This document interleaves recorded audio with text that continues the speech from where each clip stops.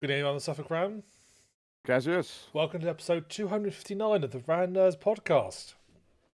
259. Yeah. Well, January's upon us. Last time we just about recovered from Christmas, just about. Just about. And now we're going through what I call the nothing month. Well, I wish Which we've nothing. already established as complete bollocks. It January should be. just. You want it to be, but it just No, isn't. it is though. Nothing goes on in January. Everybody's like just, in January. It's dark in the evenings, it's dark in the mornings, weather's shite. There's nothing really Wait, sort of wait, wait, happening wait, wait. Whoa, started. whoa, whoa, whoa, whoa, whoa, whoa, whoa. Weather's shite. Look at where you're living, mate. Well, This ain't like the Bahamas. well, no, if it was Bahamas, it'd be sunny, the weather wouldn't be shite. Yeah, but that's what I'm saying. Look at where you're living. Yeah. You look out the window and you're like, oh shit. And then like summer rolls around. Oh shit. Well, so Autumn, what you're, shit. what you're saying Winter, is shit. what you're saying is my statement is 100% factually correct. I'll give you that. It's like that's not a January specific thing, though. Oh, Is it it? is. That's a. It's a combination of factors. Okay, it's that combined with the fact that it's miserable in the evenings, it's dark, dull evenings, and it's dark, dull mornings. Yeah. You know, the fact that basically we get less sort of sunlight than like Alaska in the sort of dark season. Is it Alaska that's dark for like 11 months of the year?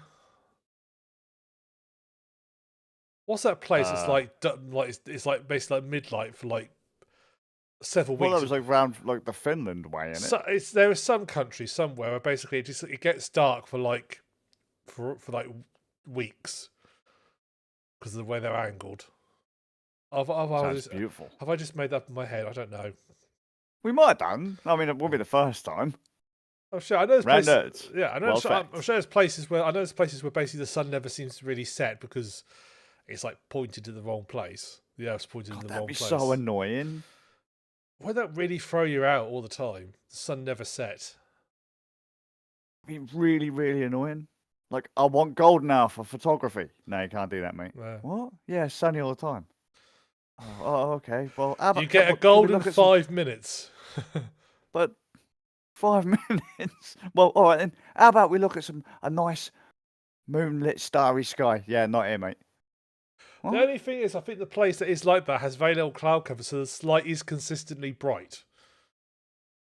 It's not like where you've got What? clouds going constantly in front of the sun all the time, sort of ruining your colour balance. Well, yeah, I'll give it that. So if I want to get if you want to get your white balance set just right, perfect. If you want a moody shot, though, not gonna happen. Not gonna happen. Just do what they used to do in the BBC used to do in the 1970s and put like a purple filter on the camera.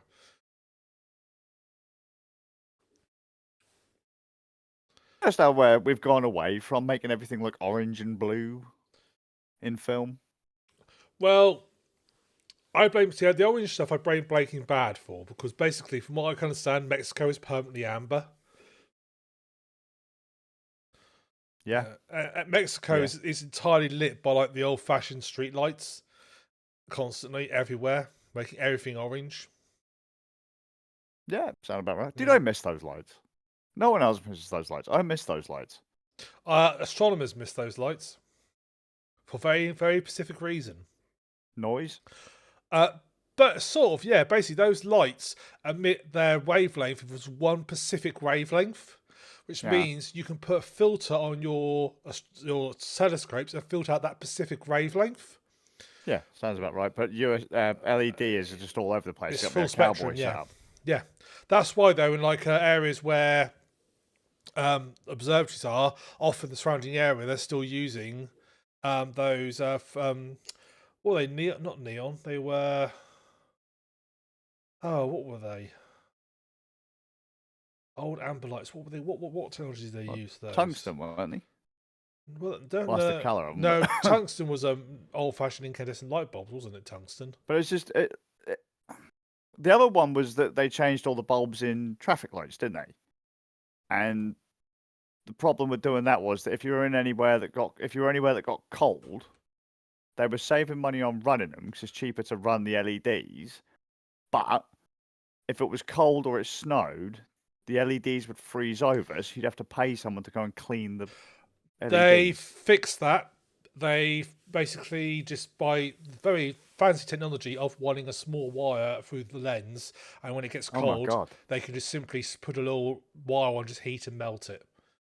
Wow. And that uses a minuscule amount of power compared to It this. still blows my mind that no one thought of that though. The Well, engineer was like, you know what? We could do this. That'd save a few quid, wouldn't it? Yeah, but yeah, what if it snows? Well, that's never been a problem before. Yeah, but that's because then bulbs get hot. Yeah, yeah. but Well, yeah. People do that. Always think of these things. That's what happens. It's just people have these old blind spots. It happens. It happens. fantastic. So I'm desperately trying to find what the old-fashioned lights used to use. You search old-fashioned street lamps, all you get is those Victorian-style things you could put in your garden. Gas.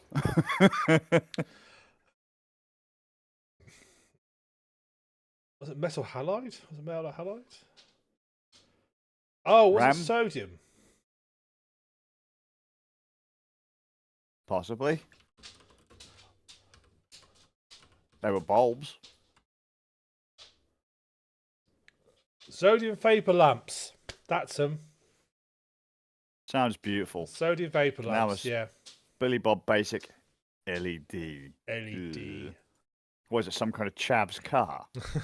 I love I'm listening to the audiobook version of The Expanse, and I love whenever they talk about lights, they never just say the light of the wall. They always specify the LEDs on the wall. And it's like presumably at the time they were sort of up and coming, so they had to specify it to show it was like sort of futuristic. But now it's like, well, it's just a light, mate.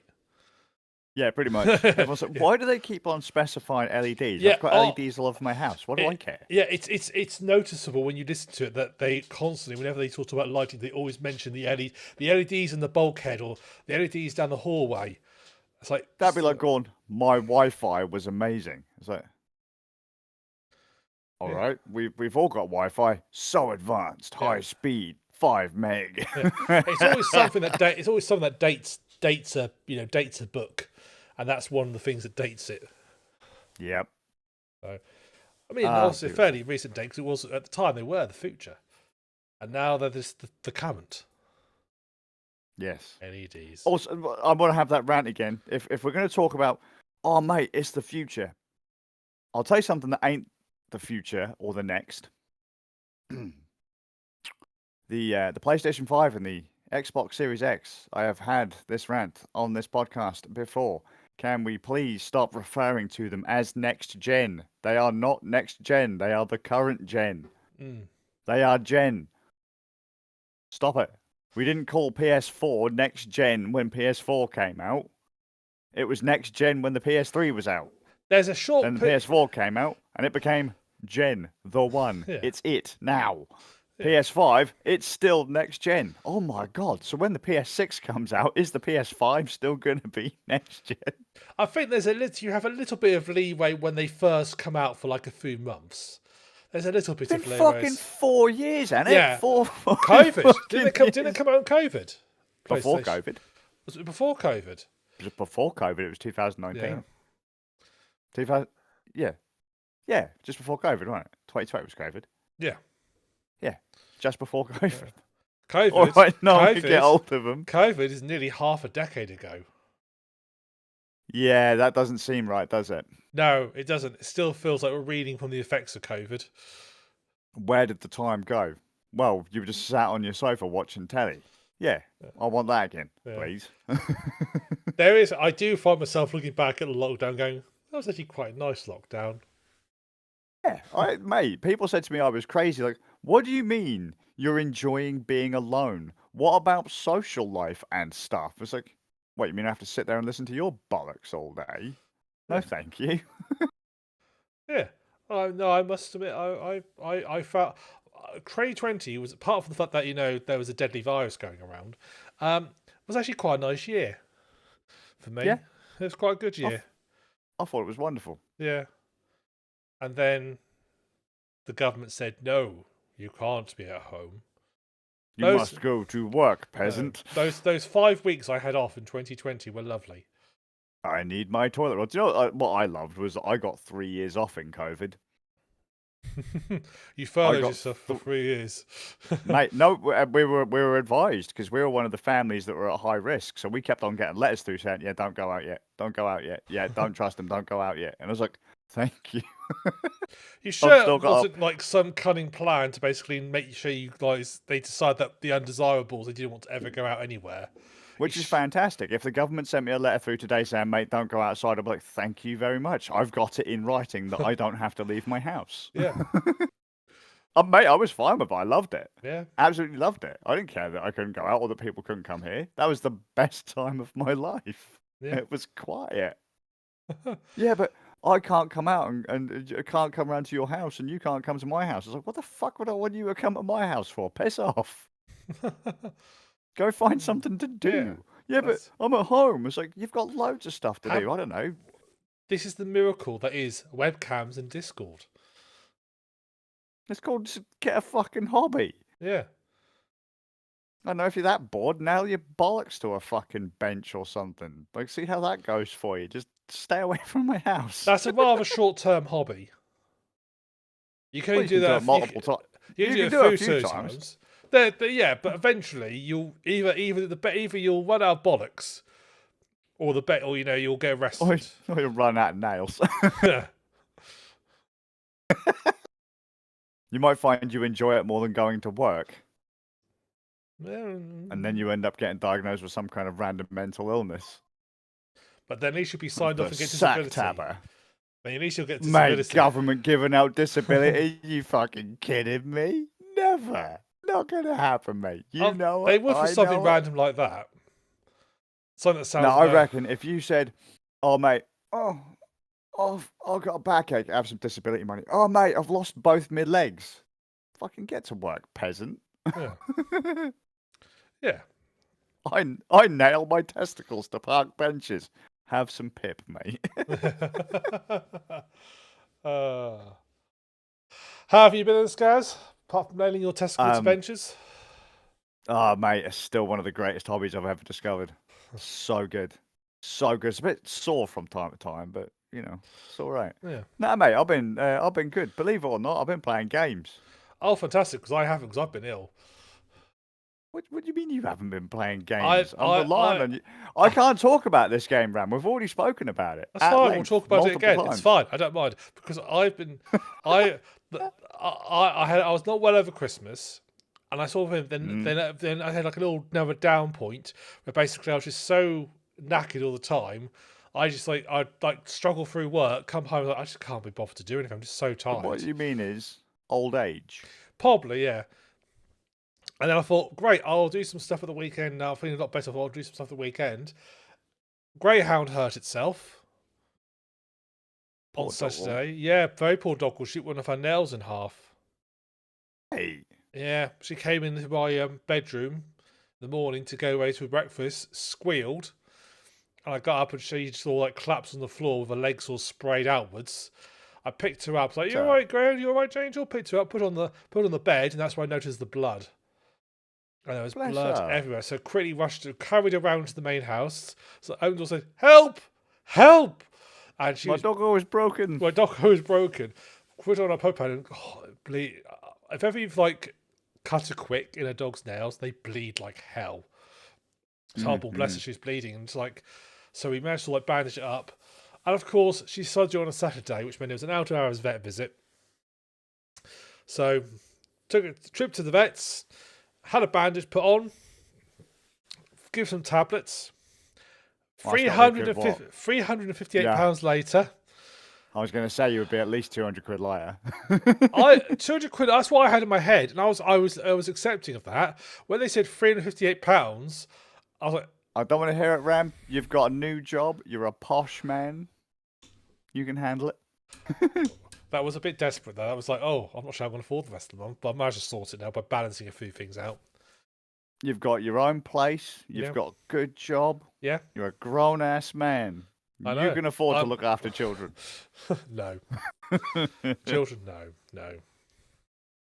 How dare you? Next, you're going to say to me that that poor wee one's just a wee doggo. No, No, she's your Doggo's baby. fine. She's my. That's exactly. The Doggo is enough. She is your No, baby. she's my It's little like Charlie baby. Spaniel is my favourite son. It's the only son you can matter about, isn't it? Yeah. No, so How she's many been. sons you got? One. So yeah, so she's been bandaged up. She's bandaged up for a couple of days. I've had to order her some doggy socks to protect her feet. So she's got bright yellow dog socks on at the moment. Mm. Protect her feet. Washing it every day. Antibiotics, washing it, cleaning it, and she seems okay now. But it's like, oh, you Bless could her. have done it on Friday morning. You literally could have done it 24. Why couldn't you done it 24 hours earlier or 48 hours later? She's probably thinking to herself, to be honest with you, Dad, I didn't really want to do it at all. You Yeah. cunt. She always hurt herself on a Friday evening or Saturday. Always. Yeah. That's what That's I'll tell you deliberate what. at that point. That's what dogs and kids do. They do that. But at just least by the kids you default. could take That's to a what they hospital. do. At least A&E's open at the weekends. Bet, Well, I don't know how for much longer, mate. No. well, Vets, on the other hand, and I get it. I thought, I appreciate I had to pay out of hours. I got charged £38 per bandage on. Well, it's not going to put herself on, is it? No. It's like, if I'd been 38 quid, I'd done it myself. Bless her. You could have bought many bandages. I could have put many bandages, but bless her, she's all right. She's happy now. She's staring at me from the sofa now, going, "Why are you talking about me?" Yeah, why are you chatting shit about me, Dad? Fuck you. I'm going to shit on your pillow later. No, she's too old to get on the bed now. Oh, bless her. I did put some I found like some wooden boxes I put down the end of bed like as a step, which she will occasionally use as stairs to climb onto the bed, but she doesn't really go on the bed anymore. Occasionally she does. Occasionally sort of figures it out, but in general she doesn't anymore. She sticks with the sofa. I'm wrapped, mate.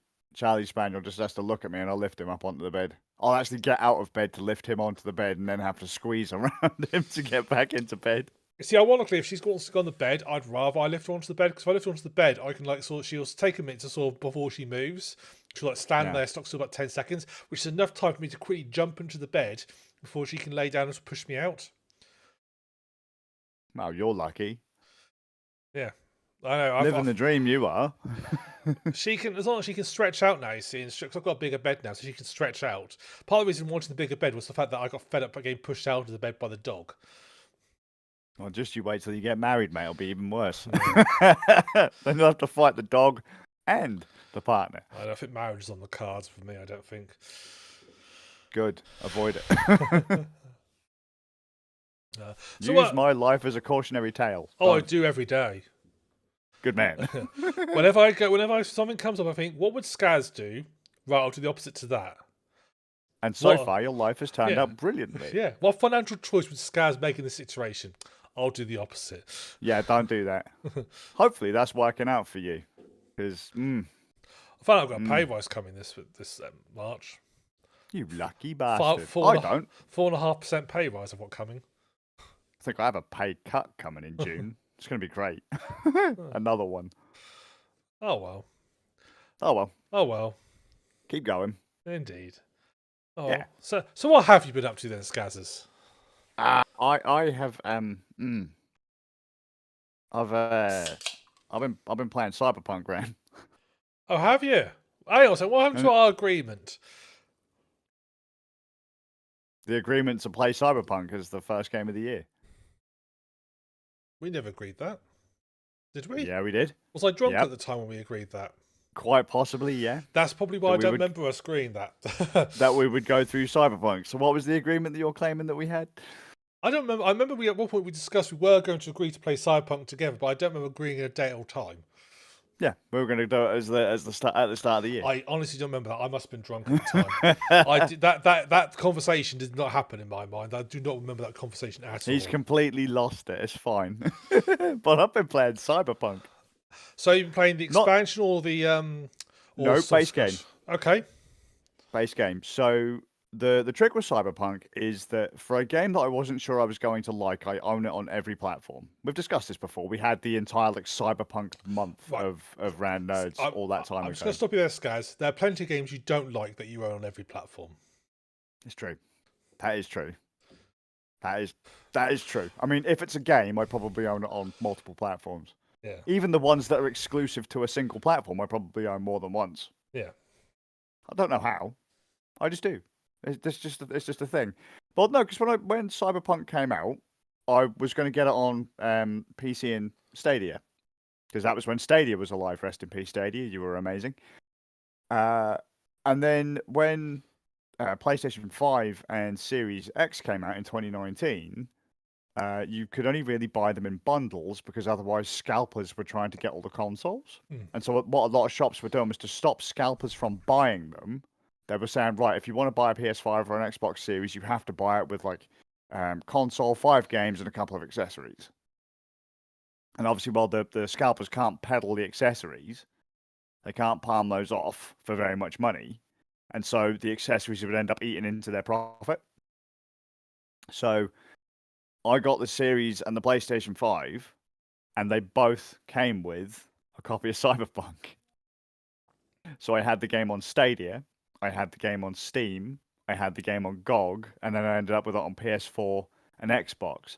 And at the time, that was when Sony were pulling Cyberpunk off the stores, off of the digital stores because it wasn't ready for PS4. It just didn't run. That said, if you put Cyberpunk into a PS5, it ran great. If you put the Xbox One version into an Xbox Series X, it ran great because it just needed that little bit of extra horsepower to actually run the game. The game itself was fine. It just the hardware was gank. That was their big mistake. They basically early on when they realised it wasn't going to work, they should have just cancelled those releases and just. They should have done, yeah. But let's be fair, not many people had access to a PS5 or an Xbox Series at the time because of scalpers, which is why I always have a go at people I know that actually scalp kit. It's like it's because of you guys that things take so long to get into the hands of people that actually want them. Yeah. But either way, the games ran pretty well if you put them in the next gen at the time, current gen systems. But there's just been an update for I say just been an update. It's been around for a while, but I found my copies of the games, the discs, and I popped in Cyberpunk into the PS5, and it said, "Hey, do you want to download the PlayStation 5 version of the game? Well, we'll just patch it. Just put the PS4 disc in. We'll give you the PS5 version. As long as you put your disc in, you can play the PS5 version." So you've got all the upgraded version with ray trace and all the extra characters on the map and all that. Because when you played it on PlayStation 5, like if you're driving down a motorway, there were no other cars there. Like maybe one. You could drive for like 10 miles, and there's maybe one other car on the road. In the PS5 version, there's actual characters moving around the city and stuff. It's a night and day difference. But I didn't get the expansion. Is it Phantom Liberty? Yes, that sounds right. I didn't get that on PlayStation 5. I didn't get it on Xbox. I do have it on Steam, but I don't have access to me Windows rig at the moment. And it'll run on the Steam Deck, I'm sure. Actually, it will because there's a Steam Deck preset. But I was going to play. We were going to do a female V run, weren't we? To kind of see how things kind of changed up. And I was like, you know what? I just want to play it on a version where I can just sit, be comfortable, and see it. Because I never play the Steam Deck in handheld mode. I just don't. It's kind of makes my hands cramp up. It's not a great experience for me. I just use the Steam Deck as a console that I can move around the house easy. Yeah. And I thought, well, fuck it. I've got it on all these different consoles. Let's just play it on one of the consoles. I'll restart. There's been shite tons of updates since I last played on these consoles. Let's play on a console. I'll start a new save with a new character and we'll go for it. So I fired up the regular game and I put in I wanted to play as regular Lady V, so cover Lady V. I didn't change anything else. It was just the V that was on the cover or on the flip side of the cover, because if you had a PS4 version, you got Bloke V on the cover. and female V was the reversible. Hmm. But on most modern versions, I don't know if it's reversible. On most modern versions, female V seems to be the canon character. So I rolled her, and I actually went and I didn't pick a different starter on it. So I still went for you can go Nomad, Street Kid, or Corpo.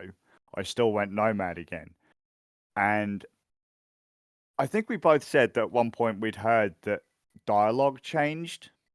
I've been told It the does. dialogue changed, but It well, it's not so much. doesn't. It's not so much that it changes, but The they, delivery and the tone is yeah, so different. It yes, really changes the impact of certain scenes. And initially, I was like, I don't know if I'm gonna take to this because I really liked Male V's deliveries in a lot of mm. places. He was quite gruff. He seemed quite tough. It fit in a lot of scenarios. But I'm playing female V, and my God, her delivery it's just on point, mate. Majority of the time, it really works. She more. She's more Stark, isn't she? From what I heard, difference a bit more.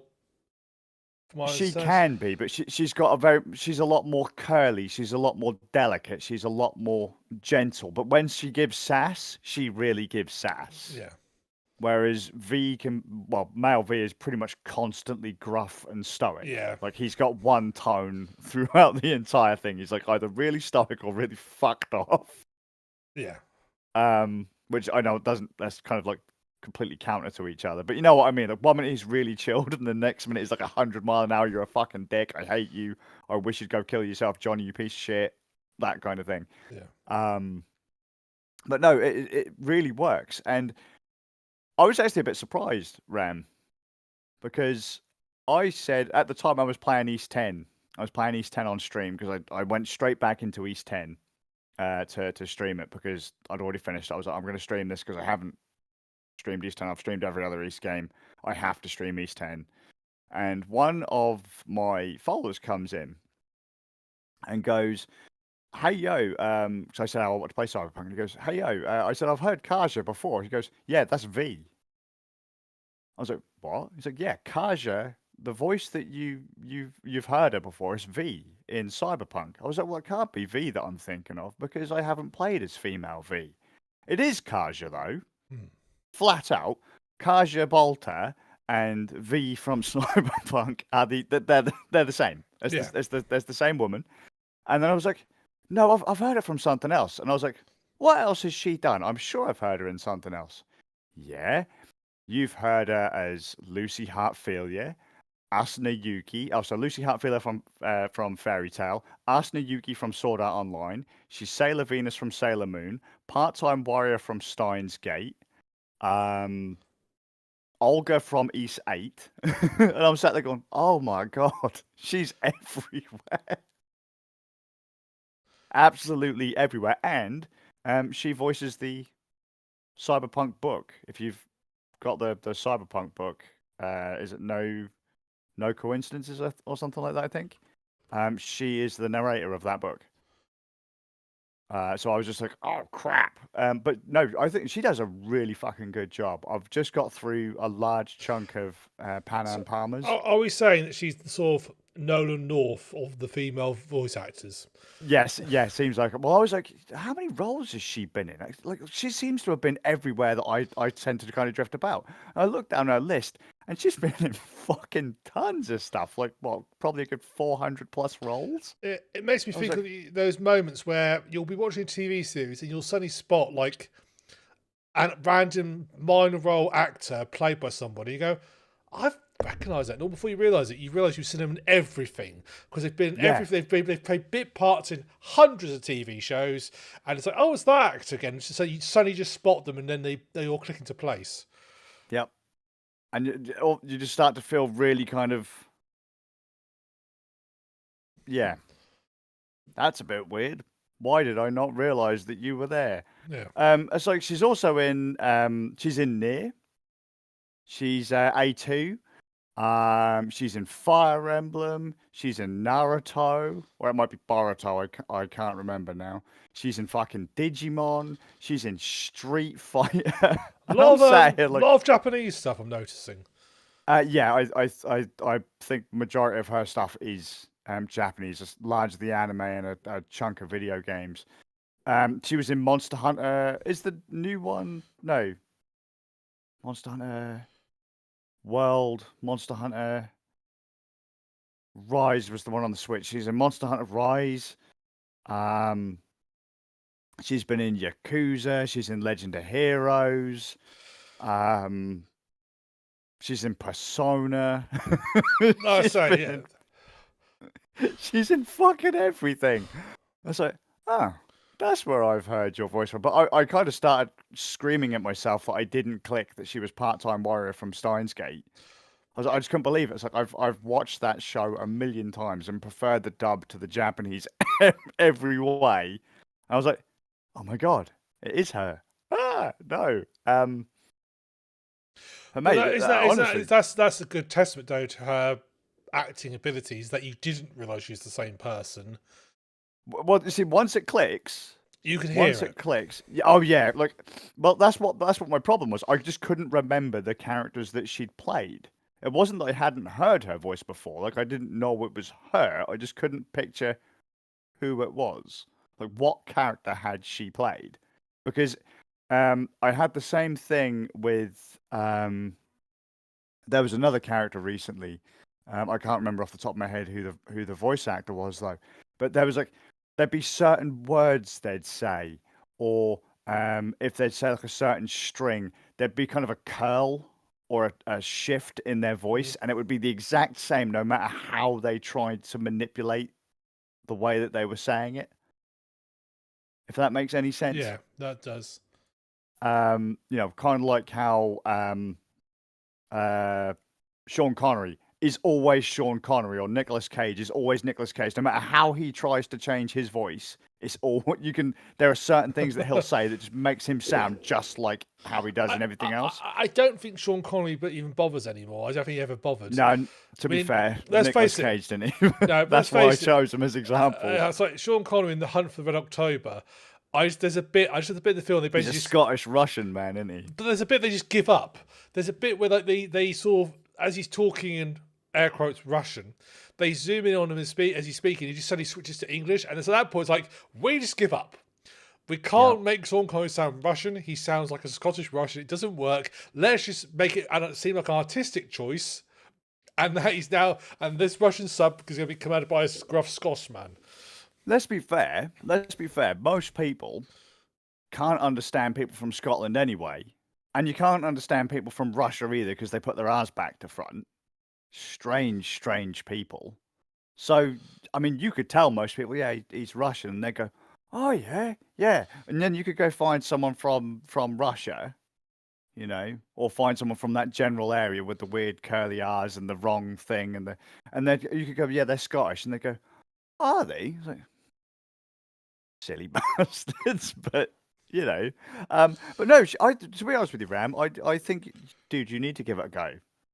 I think she does a cracking job.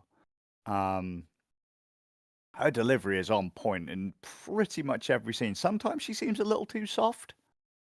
But I think that it works. I probably wouldn't have said that had I not have played as Male V first. Yeah. And it really makes me now want to go through the Cyberpunk with the expansion as well, because that's now the Ultimate Edition, isn't it? There's an Ultimate Edition of the game, so a Cyberpunk and Phantom Liberty, which I wonder, I don't know if it does what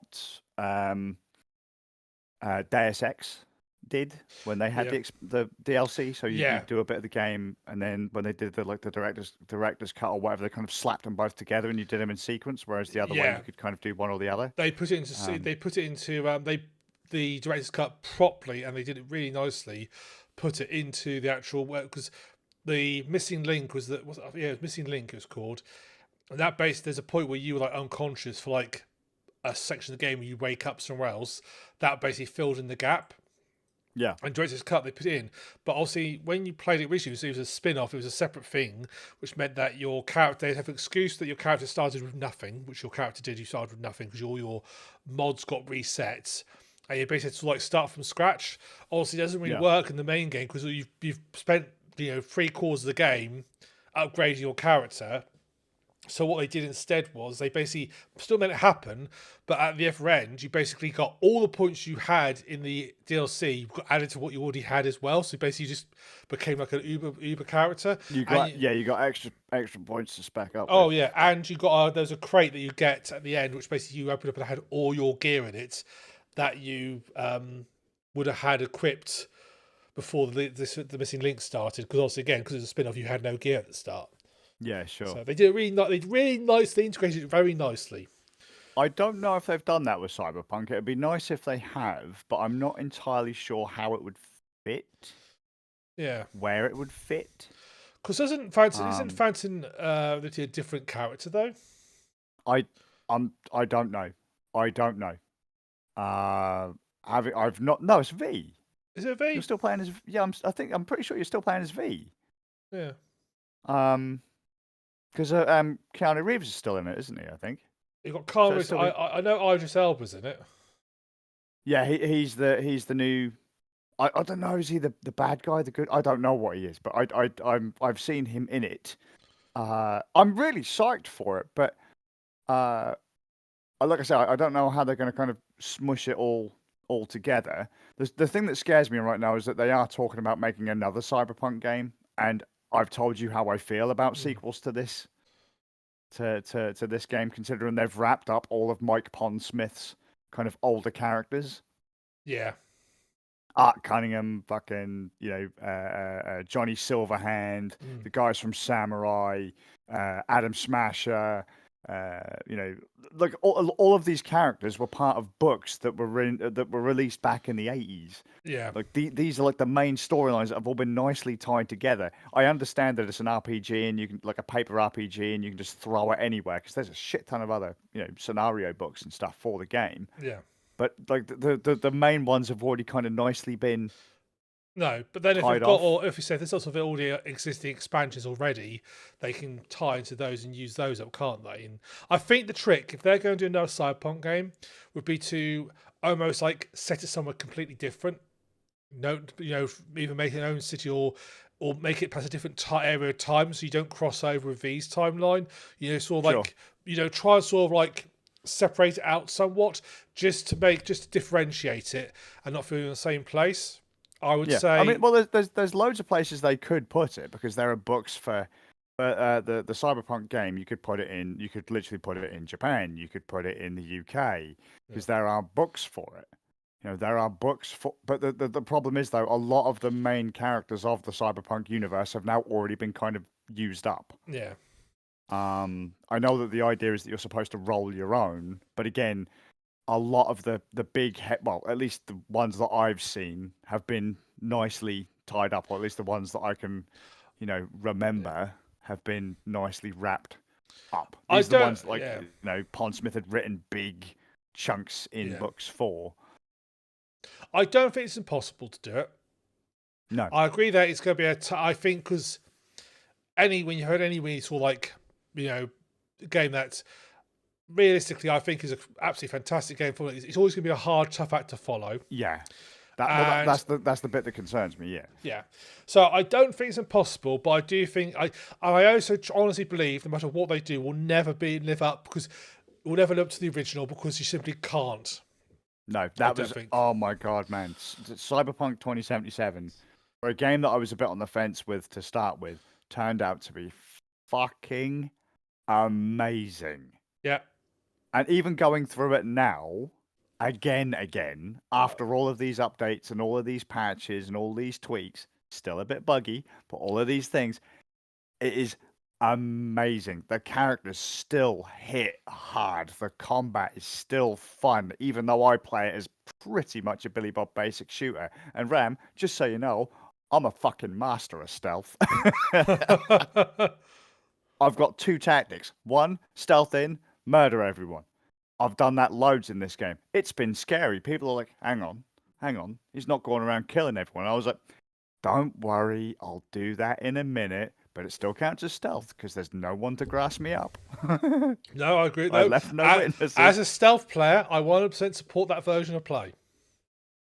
Good job. My go-to method. I've eventually unlocked the it's like, I need to call it the spell, but the hack that basically, I don't The know why. cyber spell. So, well, it is basically when you hack, you're basically doing Technomancy. you are basically doing spells, aren't you? Let's be honest here. It's just that I'm you're going to zap hacking your people. brains. Well, I had that one where basically I unlocked it, where basically if you cast it on somebody, Oh if my you, God. you hack somebody, they Just imagine you standing there with your magic wand and your cyberware on, like, woo. they would basically after like a minute they just randomly get up and commit suicide to shoot themselves through the head. So whenever I did, jeez. whenever I did any of the missions where you had to like assassinate somebody, I'd sneak my way in, get to line of sight them, hack them with this ability, and then get out. And then about a minute later, all of a sudden, I'd hear the guards panic. It was like because Like, well, like- what happened? yeah, the guy's like literally sort of ranting around and just gets up from his desk and shoots himself. Maybe I goes, "What And the I'm thinking, fuck?" I'm sorry. All I did was forget to put the sugar in his tea. What happened? Was it really worth shooting himself for? I'm sorry. Yeah, I'm the greatest one. Is I shall live forever. Bam. Dumb. I know you won't.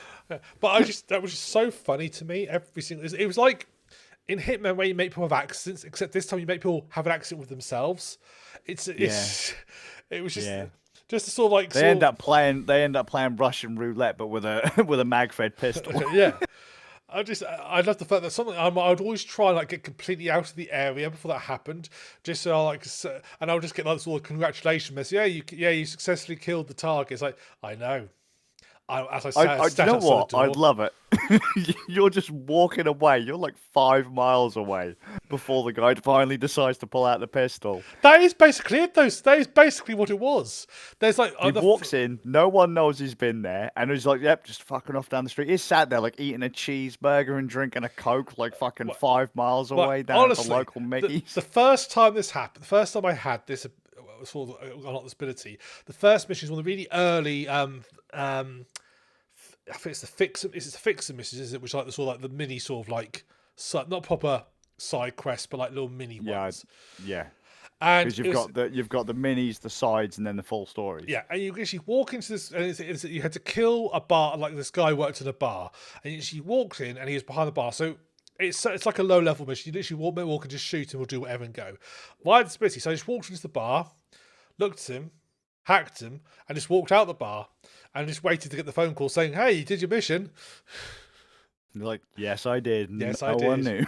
Yes, I did. I felt, yeah, I love that bit. I used to, I think I basically that point on every single mission was just so much fun. Just this across the whole of Night City, people just randomly shooting themselves.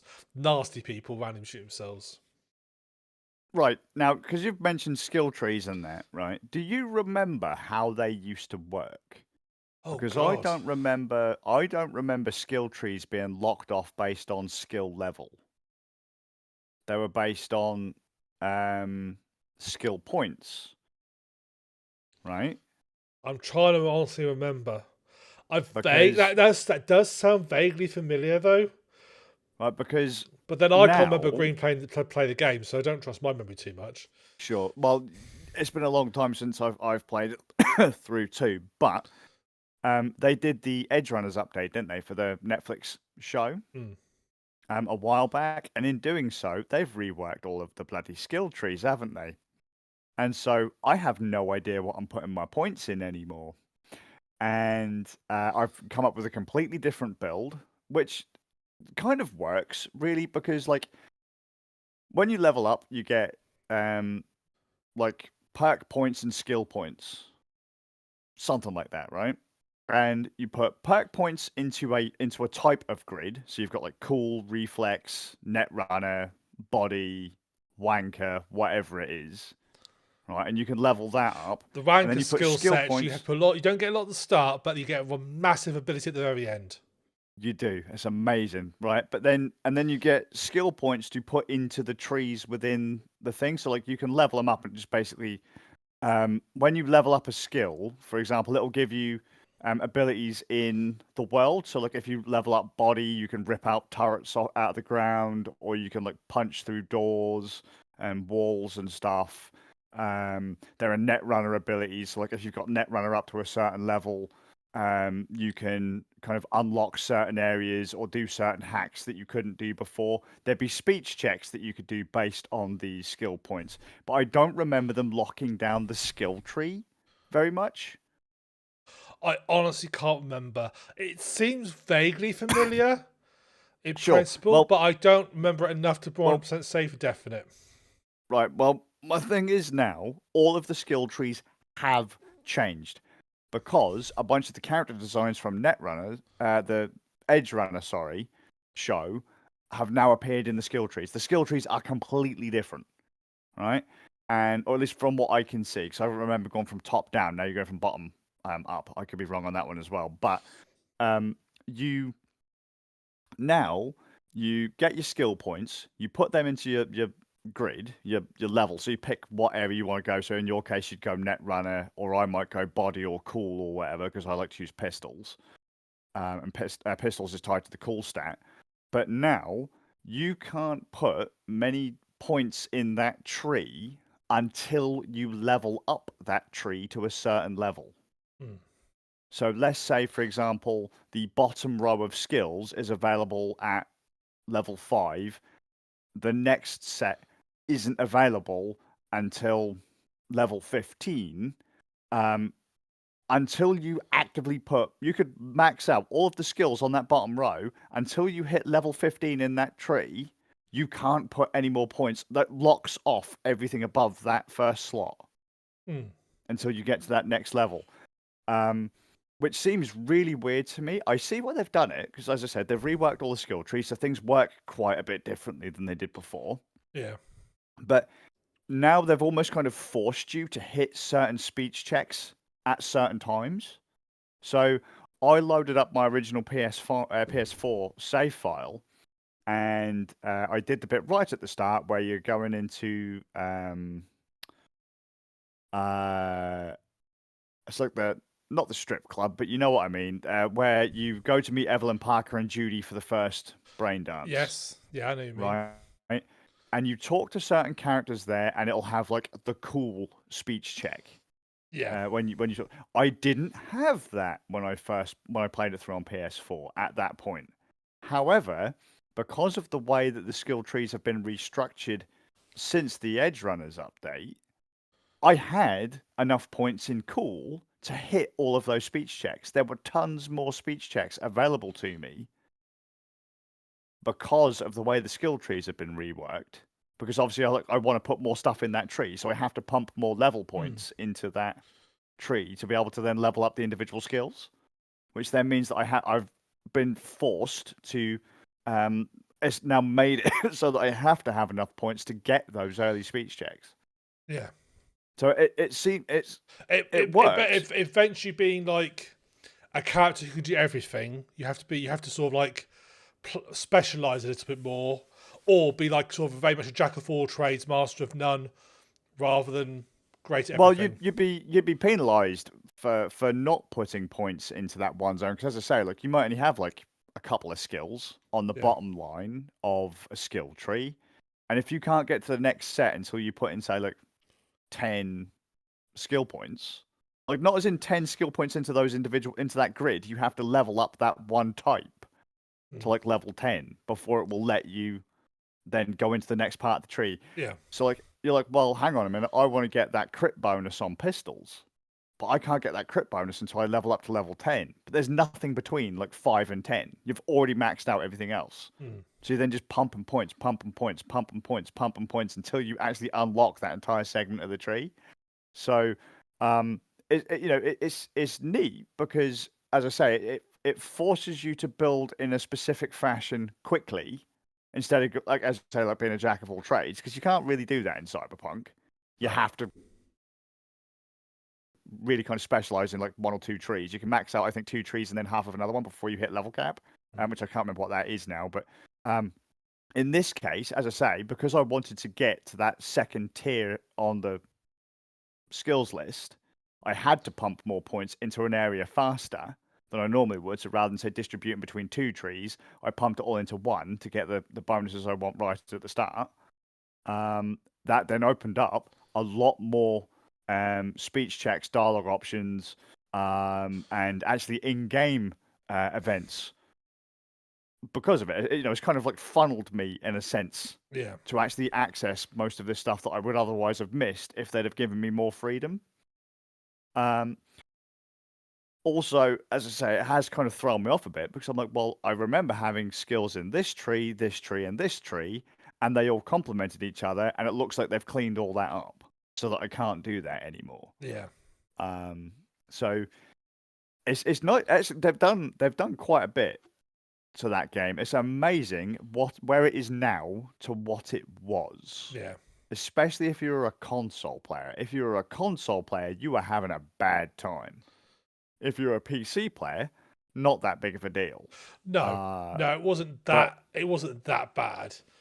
I but mean, the tweaks that they have done since, fantastic. yeah. But yeah, No, you were saying it weren't that bad. no, it wasn't that bad. I played it when it came out, and even my. I mean, yes, I wasn't playing it like ultra graphics, but I played it enough that it was playable, and it wasn't Yeah. like. And it looked really nice for what I was playing. Yes, I'm not playing. I didn't have like RTX or anything fancy stuff like that on it, but Yeah. it was still more Well, than playable. And for a fairly old box, it let's did be very fair, good. Ram. A brand new PC with a 40. What's the new one? 4090, 5090, whatever the new NVIDIA graphics cards are, right? Without all of their bollocks AI frame generated AI upscaling stuff, if you run Cyberpunk at 4K with all of the ray tracing, like the mega ray tracing, path trace lighting, the big boy stuff, it only runs at like 25 FPS anyway. Yeah. So without all of the AI tech, we've hit a brick wall. So but that, I mean, I was, man, Cyberpunk looks fucking gorgeous. That still looks absolutely gorgeous. Again, though, if you are in certain areas, though, kind of like what we said with Valheim, it's the lighting that makes something look pretty. Yes. If you flatten the lighting in a scene, which unfortunately Cyberpunk often does, when the lighting is flat, everything looks kind of shitty. But as soon as you're driving through Night City at night, like when the roads are wet and stuff, oh my god. That game looks Cyberpunk was a amazing. very atmospheric game. It felt like like you were actually in a place, and you wanted a place you actually wanted to wander around and sort of like see and visit and so forth. Well, you could quite comfortably learn the map. Yeah. I mean, I'm not so good at it now, but I remember when I first played it, I didn't even have to look at the map to drive from like one location to the next. I learned how to go Yeah. in my car. I learned how to ride my bike and drive my car around Night City without checking. I was like, oh yeah, I've got to go to XYZ place, check the map once, don't even put a pin on it, drive. And I knew where to go. It felt real. Yeah. It felt like a city that you could navigate around without having a marker on your screen kind of thing. It was really, really, really nice. Yeah. It was a really pretty city. Although, I will, which is really hard for us to say, it's a really pretty city because most cities suck. But I will say, though, there are still some really weird bugs in that game. Like, when you walk past boxes and they all kind of just explode. I mean, the simple fact, the truth of the matter is, it's impossible to make a game that big without bugs. It's impossible. Of course. So I just thought in some cases it was just really, really, really funny. Yeah. All of a sudden you'd kind of hear something pop in the distance, and that's because, like, I don't know, a random pile of boxes just is like falling over or launched across the screen. But I get what you're saying, because I was then about to say the same thing, that I get the bugs are there, but let's be fair, you cannot test for all of that. I will say that the NPCs are still a bit wibbly. They'll still kind of run through you, and run like morons. And what was another one? Oh, I almost clipped through a wall earlier, so my movement went kind of weird. So I couldn't turn left and right at full speed. It was almost acting like I was prone all the time because I got stuck in a bathtub. Yeah. It's just, but it was, it's outside of those little niggly bugs, which again you can't really test for everything because no fucking dev can account for what the player is going to do. And that's something people forget is that a lot of these are edge cases or like sort of glitches, and the trouble is you can fix an edge case, but then you may break another edge case that you've previously fixed. It's like, okay, got to pick one or the other. Which one happens more often? That one. I'll fix that one then. Nothing It's has been game breaking.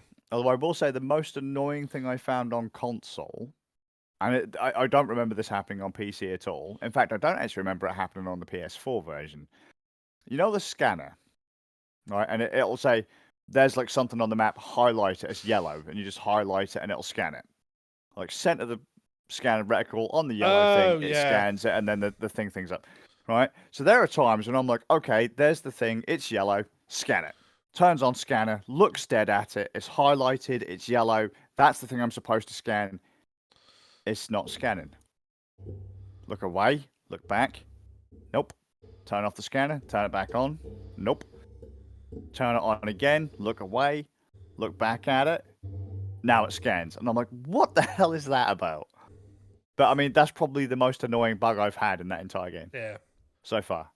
The only bug that It's, I always get consistently with when I first played it was you'd leave the scanner mode, but the like HUD effect wouldn't disappear. yeah, sure. That's all like grainy HUD effect you put over, so that wouldn't disappear. That's the I only can remember that that's the only bug first time I remember they played. have. Oh yeah, cool. Sorry, I was going to say that the first time I played, the scanner hung on screen. I wasn't sure if maybe that was the problem you had, because you had toggle and like press and release and then tap it and it stays, and then press it again and it goes away. The press and go away seems to activate, or press it and hold it there. Seemed to activate when I just meant to kind of tap it to get it to come up and go away. Yeah. Like I couldn't get that fucking scanner to go away. That was probably one of the only bugs I had in the original Cyberpunk playthrough that I did. That and either Jackie or Misty didn't turn up at the start. Oh Like right. outside of That's all. outside of those two bugs. That's a bit of a problematic bug. Yeah, well, yeah, like, and so what I had to do was I had to restart the game, and then all of a sudden, like, Jackie was sat there. I was either Jackie or Misty. Like the chair, I think the chair was empty. I don't remember. I'd have to go back and check the footage. But I think I only had maybe 2 bad bugs in my entire first run of Cyberpunk on launch on PC. Other than that, it was fine. Yeah, I don't remember any major bugs. I said that there was a scanner. They fixed that because later because obviously I played like it saw Christmas when it first came out, and then sort of went back to it like that following summer, and they'd patched a lot of stuff and fixed a lot of stuff. That was one bug that was a problem. The other one I also remember happening, which happens still somewhat regularly, but I found it deeply amusing, so I didn't care. Was when you like summon a vehicle, occasionally it would like sort of spawn, and you just hear this massive banging and crashing. It's like spawn in the middle of some NPCs, and I found it hilarious. So I didn't care. I didn't consider that a bug. I consider that a feature.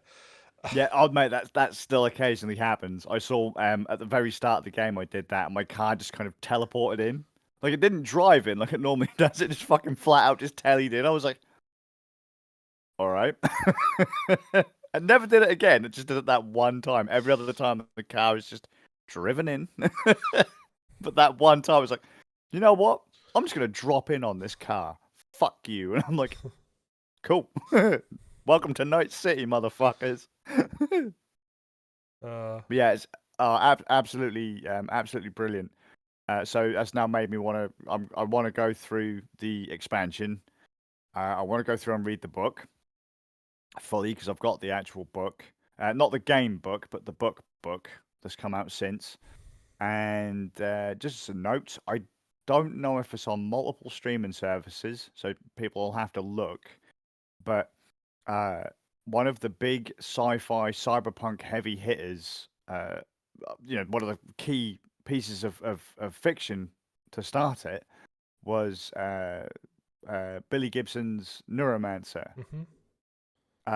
That seems to be getting a TV adaptation. Oh right. It's on. Actually, it was advertised yes. on Apple TV. Now you say yes. That also, yeah, I do. I think you're right. I think Apple TV are doing a Neuromancer. They say that suddenly rings a bell. I am desperate. I'm terrified of it because I don't want them to fuck it up because I like that book. That actually then makes me wonder though if they're going to do the other 2 in the series. And then at what point would they decide to redo what was that film starring Keanu Reeves, funny enough? Oh, Johnny Mnemonic. Yeah, Johnny Mnemonic. Yeah, that one. Yeah, Mnemonic, sorry, yeah. yeah. Well, that's part of the Cyberpunk universe. Is it? Yes, that. So that was done by William Gibson as part of his short story collection. Is it Burning Chrome? Which comes up. So Because you've got. I mean, not be funny. Johnny Mnemonic is basically the plot line of Cyberpunk 2077, virtually in many ways. So, well, if you read Neuromancer, it's Cyberpunk. Yeah. Like the Neuromancer Sprawl trilogy is Cyberpunk 2077. So, it goes Neuromancer. I can't remember the second one. There's a Mona Lisa's Overdrive. I think is the third one, and then I think it's called Burning Crime. And that's a collection of short stories, which also includes Johnny Mnemonic. I think, or was the second one? Either way, something to that effect. But yeah, that all kind of ties into Cyberpunk. It's the same as like if you look at the metaverse and Facebook and virtual reality and all that kind of stuff. A lot of the specs for our headsets and stuff are described in Neil Stephenson's Snow Crash, which I think is fucking hilarious. He's the guy that coined the term the metaverse. And so Meta go, yeah, we've now got the metaverse. The headsets in Snow Crash run at this frame rate, as does the Oculus headset and Meta's headsets. Neuromancer is expected to be released on Apple TV in 2026. Please get it right, guys. Don't fuck with it. To be fair, how much has William Gibson got to do with it? Hopefully, lots. I've not dug in deep. I've just been seeing a few. I've just been talking. I'm trying to not make too much noise on my mic. Yeah, sure, I get you. I'm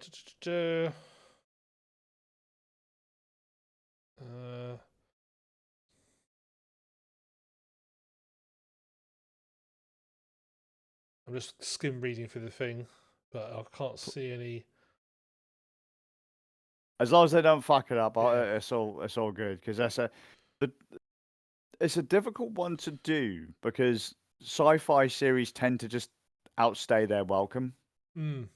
And the Sprawl trilogy by William Gibson, Neuromancer onwards, they wrapped that up really, really, really well. And maybe it's just because I was stupid and young, but it took a while for me to click that they kind of tied together, that there were characters from all of the books in the other books. Yeah, I'm with you. It was one of those kind of weird things for me. I was like, hey, isn't that such and such a character? But the name's different. No, it turns out it was that character. I was like, oh. Well, makes sense. Love it. Like little bits like that. It's just, just because I'm stupid, really. But no, it's a great series, and Cyberpunk is a great game. And if people haven't played it yet, for fuck's sake, play it. Yeah. Please. Whatever you can get it on. In fact, actually, just a note, it's coming out on Mac this year. Later on this year, CD Projekt Red have announced it's coming out on Mac. So regardless of what system you own, you can play it. Go for it. Yeah, no, I heartily second that. Cyberpunk was a phenomenal game. It's one of those sort of games that I still think about and go back to. It's a defining game of the last, it's another decade for me, really. That's almost defining game I could think of. It's just so different and strange, or a whole new world. It just is such an amazing game experience. I still have fond memories and think back to there's not many games where I'll literally just like every sort of waking spare minute I'll go and play it. Yeah. I need to go play this game. I need to go play this game. It's not many games I get like that. And Cyberpunk was one of those few that's like, I must go play this game. Oh, I'm back now. I've only got an hour before I need to go. So that's fine. I can get half an hour on Cyberpunk in. That sort of thing. It was that sort of and it's amazing. It's one of those few games as well that I found myself like playing to 2, 3 in the morning, which is not common for me these days. But Cyberpunk was one of those games, and there were so many storylines that made me think. There were some storylines where after I played, I need to take a break now. That was quite heavy. Yeah. Oh God, yeah. Jesus. Look, even now, because I'm picking, like sometimes I'm picking different options than I did before, and I'm like, oh my God, that went a bit. Yeah. I was like, I don't remember that going quite as heavy as it did. Like, oh my god. Yeah, and I love Um, the fact how they subtly introduce so many, like in the background, like what will be like sort of seem like a normal news report, just like which has been a bit filler because lots of just filler news reports is actually part of a storyline. yeah. The one that always the sort of slightly sort of had to sort of take a break from was the serial killer storyline with the farm. Oh god, yeah, yeah. Yeah, I remember. I'd take a break after that. That was Yeah, so that was. dark. Well, I mean, there's loads of really heavy storylines. Even Yeah, some of the, like, as you said, like some of the mini missions. yeah. Some of those get really, really Mm. grim. Like you might only bump into a character once, and they will leave an impact on you. And if they Yes. don't, you're a heartless bastard. Yeah. Like there's a veteran in one of them. I can remember telling you about it when I Yeah. first played. There's a veteran, and he just needs drugs for cyberpsychosis. And you go to his apartment because people have asked you to sort some shit out. He owes money to somebody, And doesn't he, or something like that? I think. yeah, something Are you there to something like shake that. him down? Yeah, I believe so. Yeah, yeah. And you can actually relate to him as you know, because he's gone through the Great War, which happened just before Cyberpunk. Like happened, I was like what 50 years prior or something like that. Um, he's proper fucked up, and Yeah. you can try and like talk him down so you don't have to get into a fight and all that kind of stuff. And as you go to leave the apartment, you just hear the trigger pull. You just hear that or the hammer. You fucking and you go back and you're like, oh my fucking god, he's done himself. Yeah. And you're just like, oh my fucking god, but we were just talking. Yeah. Or there's a copper you can talk to. There's a geezer that you can talk to at one point, and his mates are worried about him. And Oh depending on yeah. how you Yeah. de- That's really depending early on on. depending on how you handle that and how often you handle that, that can get pretty. Yeah. To see how some of these other people just break down. Night City is not a friendly place to be. No. No, because You he's know? if the one I'm thinking of, he's the one who lives in like a couple apartment doors down from yourself. And Yes. that's like a really early mission you pick him up because they'll be outside literally as you get out there, they'll be outside. Yeah. And it seems like quite a when you sort of play through and so you learn it does seem like sort of quite a silly mission in some ways, but then it gets really you have if you show some compassion, it gets really deep quite quickly and it can go south a lot of ways. Yeah, it's fucking oh my god, man. Some of the like I said, if even the mini missions make me go, "Oh shit." Mm. I think that's kind of it's very easy to pick holes in Cyberpunk. It's very easy to pick holes in Cyberpunk if you really wanted to. If you're looking to pick holes in it, they're fucking everywhere.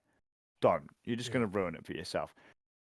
The main mission, phenomenal. Mm. Writing's great, characters are great, voice acting's great. Just it's great. Really good. There's plenty of like branching missions off that, Yeah. off the main campaign. But even some of those smaller missions are fucking brilliant. The They will tug on Cyberpunk's your heartstrings. They'll make you fucking feel nervous and a bit sick. Cyberpunk's a great example though of what I've always said actually. It's better to have fewer but more in depth worked side missions, ones that you've put a little more depth in and so forth and time into make them all unique. It's better to have fewer like that than it is to have lots of really short, simple, basic ones. I mean, I know you've got the fixed missions which are quite short and simple, but luckily they are very short and simple, but they're fun. Whereas a lot of other games just do lots of half-hearted side quests. Well, I mean, look at Oblivion. You've got, what is it? They've got over, what, a couple hundred Yeah. quests in that game, but most of them amount to pick this up, take it there. Yeah, or go into a room, kill everything, and leave. Yeah, and from what I heard as well, a lot of them are kind of like just almost randomly generated. Well, not Not randomly generated, but like, Skyrim did the randomly generated missions. That was the what oh do they right, call okay. it? Oblivion did, but Sky was one that had Yeah, sorry, yeah, the Skyrim, yeah. procedure generated missions in it, which Yeah, basically, okay, I like the idea of like, okay, there will always be something to do missions, but they're literally like, oh, adventure, please go to XYZ and kill the ABC. Oh, you've done it, great. It's like, okay, just and randomly it pick a turns out place it's on a the map. random dungeon that makes no sense. Yeah. Yes. But Cyberpunk did it right. Because It that was one of did. the other things that worried me about the game. So I was like, oh shit, this looks like it's going to be like a Bethesda game. But I like cyberpunky stuff. Yeah. I was like, please don't be fucking Fallout or Skyrim with a fucking neon coat of paint. But it just, Yeah. they did it. It's yeah, and I think most people have like flipped their opinions on. I think it did get a lot of criticism at its start, and some of it was deserved. Some not so deserved. But It I was think it was the fun thing to bash on for people, weren't it? there was a lot of people who had absolutely zero interest in the game, or perhaps were just jumping on the bandwagon to say, "Oh yeah, that's crap. It's disappointing because it's just all the thing to say." But I think opinions have gradually, oh, CD Projekt Red are dead to us now and so forth, and like, Yeah. are you They're forgetting? missing out. Well, They're and idiots. also, are they forgetting? Witcher 3 was very buggy when it came out as well. Yeah. Witcher 3 had a lot of problems, but people don't. But they then had development for like several years afterwards, and people came to it later and forgot about how it was at the start. And I think Yeah. Cyberpunk's gone the same way. Is that anyone picking up now is just going to have an amazing experience. Yeah, And oh god, yeah. they're not going to realise what it was like at the start. And yeah, they made mistakes, but they did sort them all out, and they did even come out and say, "We'll fix this. We fucked. Oh, pardon me. We fucked up. Let's fix it." So, but And they did a cracking job of it. they did. Yeah, I'm really glad that you're because revisiting a game you've played before is always a very double-edged sword. Risky. Yeah, because you'll either go and you'll either love it again, or you'll go, "Why did I like this the first time round?" Because it just sort of lost the thing. So I'm glad to hear you're getting a good experience out of it, enjoying it. Still absolutely loving it. Don't get me wrong. There are times when I'm going, oh yeah, this is going to happen next. This is going to happen. This is going to happen. And I'm going to do this. And this is where you go. And I'm like, kind of like, almost like brain switched off kind of thing. But the game is just so fun. And I Yeah. get it. I'm not playing in a particularly optimal way. I'm just playing it like a first person shooter. You say though, but I think that's the one way to look at it. That's you're playing that type of character. Yeah, that's my build. Like, because Yeah. I like the way Johnny Silverhand plays, so I tailored my build around Johnny Silverhand's play style. But fucking like when you see people playing it, when you see someone else and their versions like they're net runners and they are frying entire rooms full of people in a heartbeat. You see people playing as like stealth motherfuckers with like mantis blades and like the fast there's like a dodge that lets you kind of like slow down time briefly because you're moving so fast. I think I had that. Yeah, like you see people just fucking steamrolling through these people, and I mean they are literally like bam, character doesn't even register that they're there, slices them in half, bam, move on to the next person, launches 50 feet into the air, takes out another bunch of guys with a quick hack, and you're like, fucking hell. There are so many different ways to play this game. So good. Oh yeah, absolutely. And I just don't think that the way you're doing is not optimal. Your way is just the way you want to play, and that's how an RPG should I just like be. popping people's heads, mate. That's fine. That's how you enjoy playing it. That's the way you should play it. That's the sort of character you want to be. Go for look it. at my skill tree because it gives you rewards based on how you kill people. Like you level up different skill trees now as well based on how you kill people.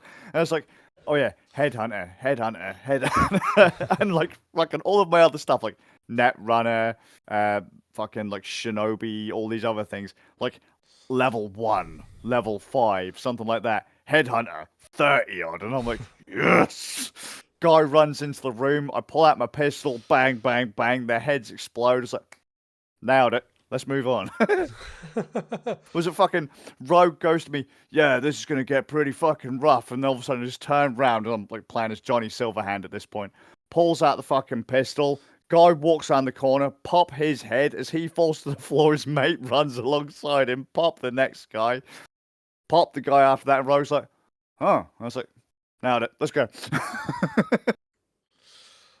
Just fucking so fun. So fun. Oh, I'm glad. Well, it's great to hear. I'm glad. Love that game. Love it. And I'll probably play it again. I'm sure you will. Because when it comes out on Mac, I'm getting it. Yeah. I'm getting it. Perhaps we could convince this to be a dirty corpo.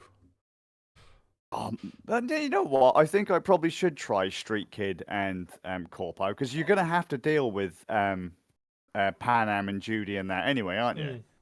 So Yeah, I'm curious basically. how they'd react to my dialogue trees. Well, obviously, I played Corpo. Um, Makes sense. yeah, I've very much fallen to type, haven't I? Mm. He says now. He says now, for a regular office job. Mm. Corpo scum. uh, um, so I played Corpo. I ended up Nomad. Oh, what? So you joined Pan Am at the end, Yeah. yeah?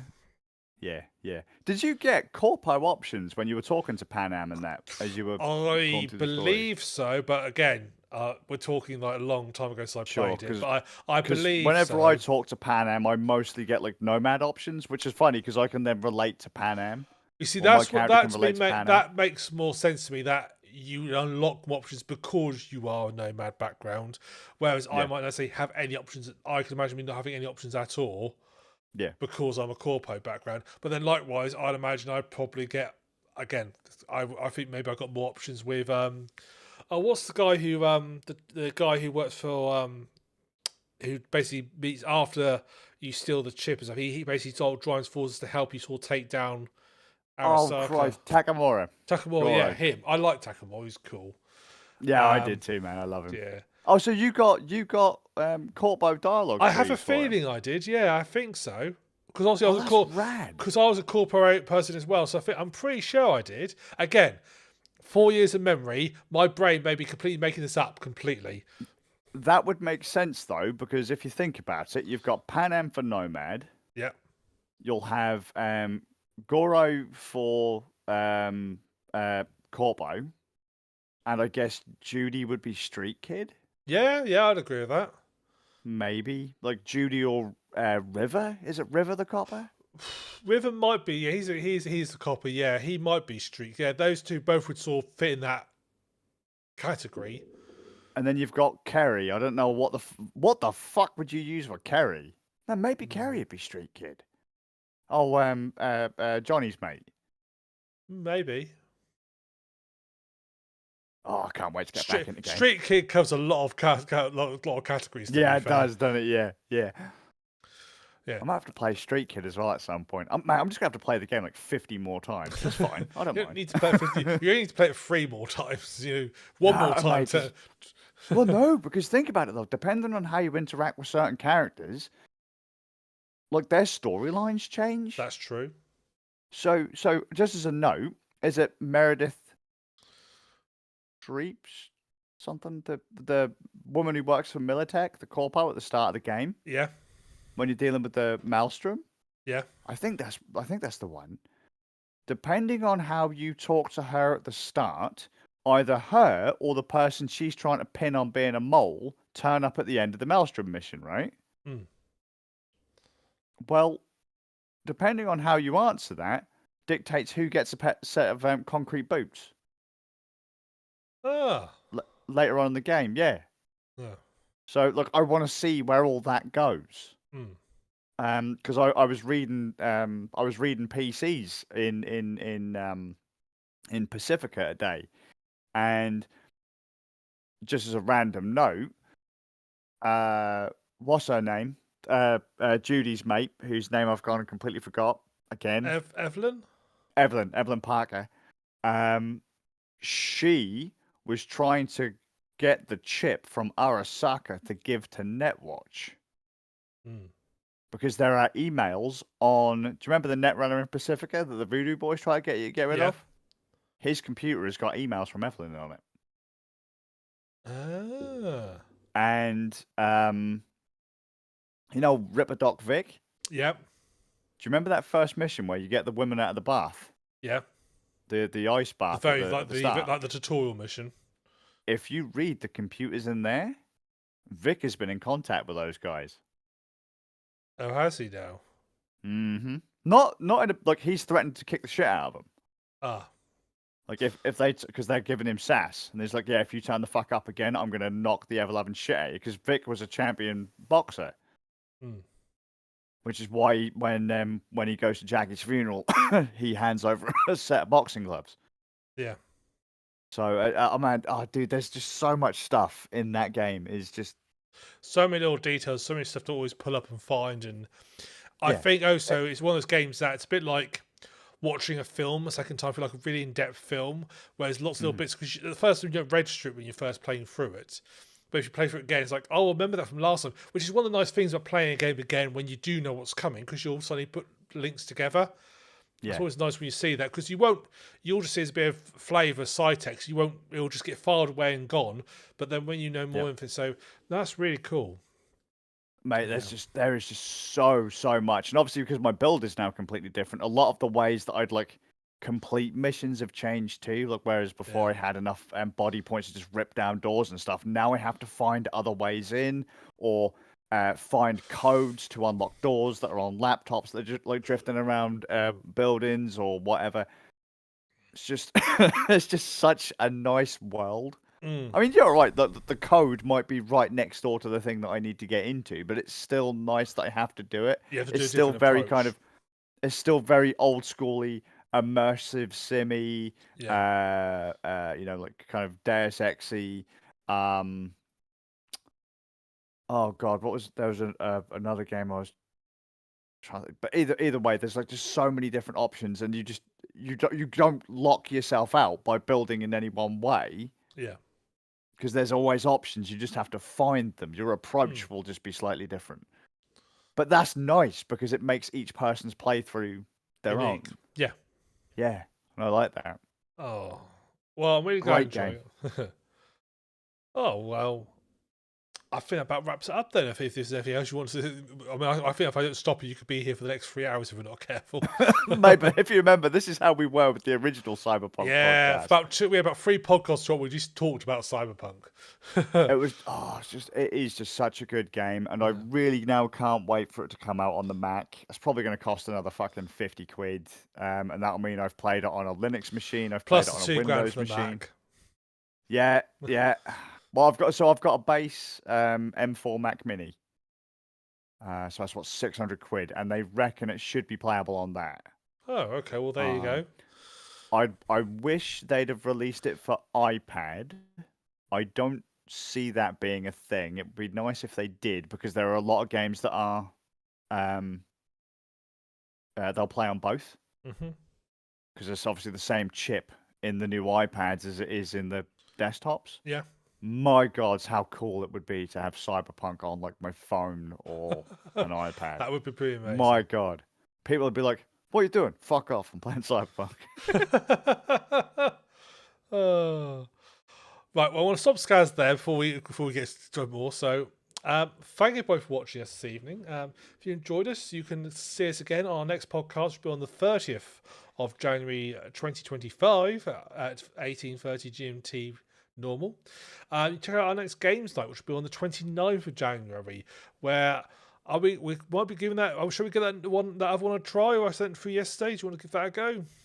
Man, we can give it a go. Yeah, so we've got a new game which will be a surprise for that one there, where we can give something a bit different to go because I think we've done a lot of mudding now. Yeah, no more amphibious trucks, No, please. no, that's just getting too stressful now. So you come check it out and see what new game we're going to be playing. So that'll be on 29th of January. Check us out on twitch.tv/the Suffolkgram or twitch.tv/RandNerds to watch that. So that'll be at 8:30 GMT. And you can check out the podcast here on twitch.tv/RandNerds or youtube.com/RandNerds. So for me, the Suffolkgram, Guys, have a good evening, guys, and we'll see you in a fortnight. Cyberpunk's amazing. See you guys.